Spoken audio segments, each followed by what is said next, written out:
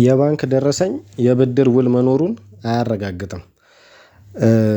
እንደሚታወቀው እንግዲህ በሀገራችን ባለው የጠነከረ ማህበራዊ ግንኙነት ምክንያት ብዙ ስራዎች በመተማመን ይሰራሉ።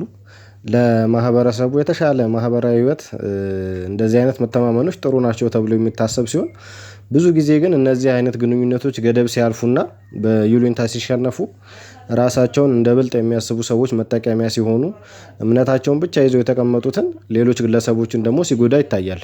ህግ እነዚህን ማህበራዊ ግንኙነቶችን መስመር ለማስያዝ ማንም ተጎጂ ሳይኖር ሁለቱንም ወገኖች አሸናፊ ሊያደርግ የሚችል የራሱ የሆነ አካሄድ ያለው ሲሆን ብዙ ጊዜ በተለይም በሀገራችን ከህግ ይልቅ ልማድና መተማመንን መሰረት በማድረግ በሚፈጸሙ ጉዳዮች ብዙ ሰዎች ሲበደሉ ይታያል። ከነዚህ አይነት ጉዳዮች አንዱ ብድር ነው። ብድር ሰዎች በግለሰብ ደረጃ ለጊዜው የጎደላቸውን ቀዳዳ ለመሸፈን እና ለዕለት አስፈላጊ የሆኑ ነገሮችን ለማሟላት ወይም ደግሞ በተቋማት ደረጃ ህይወታቸውን ሊያሻሽሉ በሚችሉ ስራዎች ላይ ለመሰማራት በማሰብ ብድር ይበደራሉ። በግለሰቦች መካከል የሚደረግ ብድር በተለይ በአብዛኛው በሀገራችን እስከ ከፍተኛ የገንዘብ መጠን ድረስ በመተማመን ብቻ ሲበዳደሩ ይታያል። በህግ የአይነቱ አካሄድ የማይበረታታ ሲሆን ብድር አነስ ባለ የጽሁፍ ውል ምስክር ባለበት በማድረግ መተማመን ሳይጠፋ ወዳጅነትን ማስቀጠል የሚቻል ነገር ነው።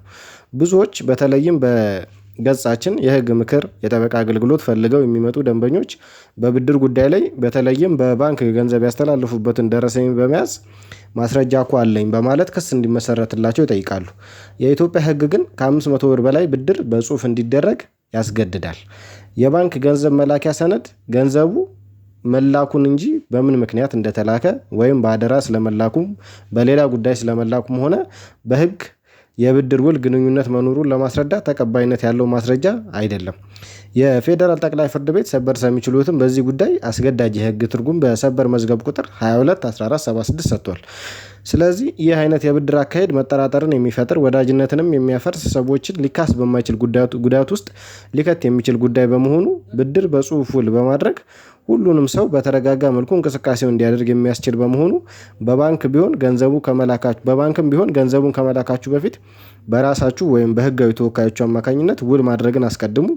ከውሉ በኋላ በባንክ የላካችሁበት ደረሰኝ ከውሉ እንደ ማስረጃ የሚረዳችሁና ብድሩን ሊመልስ ባልቻለ ግለሰብ ማስጠንቀቂያ በመላክና ማስጠንቀቂያውንም በመጨመር እንደ ተጨማሪ ማስረጃ በመጠቀም ክስ ለመመስረት የሚረዳችሁ ይሆናል ማለት ነው። ለበለጠ መረጃ ወይም ጥያቄ ሀሳብ አስተያየት ካላችሁ በውስጥ መስመር ጥያቄያችሁን ማቅረብ ትችላላችሁ ማለት ነው። ገጻችንን ፎሎ ያድርጉ ሪፖስትን በማድረግ ተባበሩን እናመሰግናለን።